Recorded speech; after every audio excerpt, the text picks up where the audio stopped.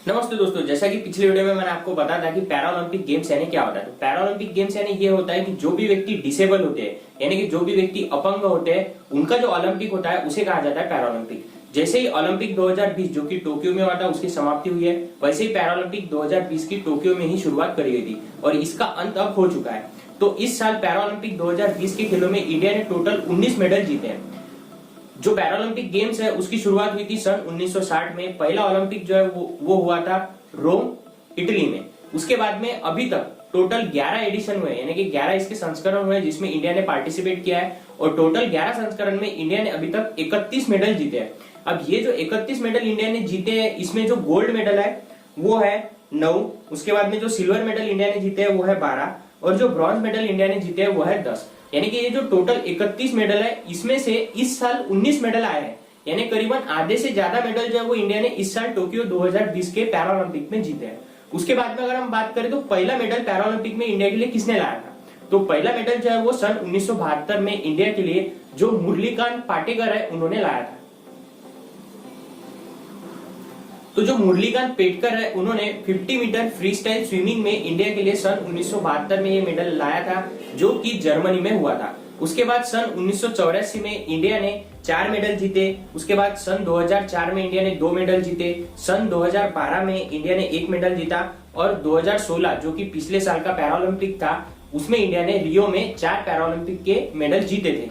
लेकिन इस साल इंडिया ने टोटल 19 मेडल जीते। अब ये 19 मेडल में 5 गोल्ड मेडल शामिल है, 8 सिल्वर मेडल शामिल है और 6 ब्रॉन्ज मेडल शामिल है। अब जो लोगों ने इसमें गोल्ड मेडल जीता है या फिर जो एथलीट्स है जिन्होंने इसमें गोल्ड मेडल जीता है उनके नाम कुछ इस प्रकार है। इसमें जो पहला नाम है वो है अवनी लखारा का। अवनी लखारा ने 10 मीटर जो राइफल शूटिंग है उसमें ये गोल्ड मेडल जीता है। अब इनकी स्टोरी क्या है, अवनी लखारा जो थी वो जब 10 साल की थी तब उनका कार से एक एक्सीडेंट हो गया था जिसमें उनका स्पाइनल कॉर्ड जो था वो बुरी तरीके से प्रभावित हो गया था और तभी से वो व्हील चेयर पर मजबूर हो गई थी व्हील चेयर यूज करने के लिए। तो उन्हें प्रेरणा कहां से मिली शूटिंग करने के लिए, तो अभिनव बिंद्रा की ऑटोबायोग्राफी उन्होंने पढ़ी और वहां से ही उन्हें प्रेरणा मिली कि उन्हें शूटिंग करनी चाहिए।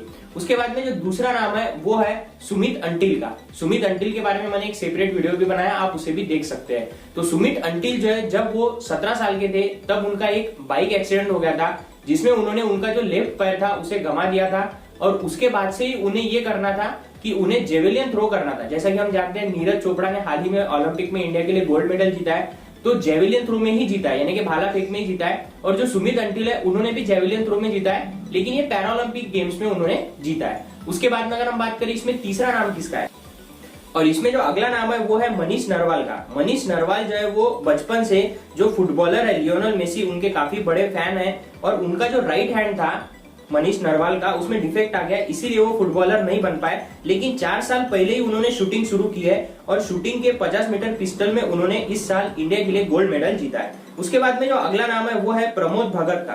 प्रमोद भगत जो है वो जब बचपने से यानी कि जब वो 5 साल के थे तब से वो पोलियो से ग्रसित है, लेकिन फिर भी उन्होंने जिद नहीं छोड़ी और उन्होंने बैडमिंटन में इंडिया के लिए इस साल गोल्ड मेडल लाया है। उसके बाद में अगर हम कृष्णा नागर की बात करें तो उन्होंने भी बैडमिंटन के सिंगल्स में इंडिया के लिए गोल्ड मेडल लाया है और उन्होंने एज अ हॉबी शुरू किया है बैडमिंटन को सन 2017 से। तो ये थे 5 नाम जिन्होंने इंडिया के लिए गोल्ड मेडल लाया है। ऐसे ही इंडिया के लिए सिल्वर मेडल और ब्रॉन्ज मेडल लाने वाले भी काफी बड़े बड़े योद्धा है। तो उम्मीद है वीडियो आपको पसंद आया होगा और मुझे ऐसा लगता है कि जितना प्रेज या फिर जितना प्रोत्साहन हमने नीरज चोपड़ा को दिया है पूरे देश में जब वो गोल्ड मेडल जीत के आए थे, उतना ही प्रोत्साहन ये लोगों को भी मिलना चाहिए, क्योंकि ये जो है ये डिसेबल है और डिसेबल होके भी इन्होंने इंडिया के लिए इतना बड़ा कारनामा किया है। तो उम्मीद है वीडियो आपको पसंद आया होगा। वीडियो अगर पसंद आया तो वीडियो को ज्यादा से ज्यादा शेयर कीजिए। धन्यवाद।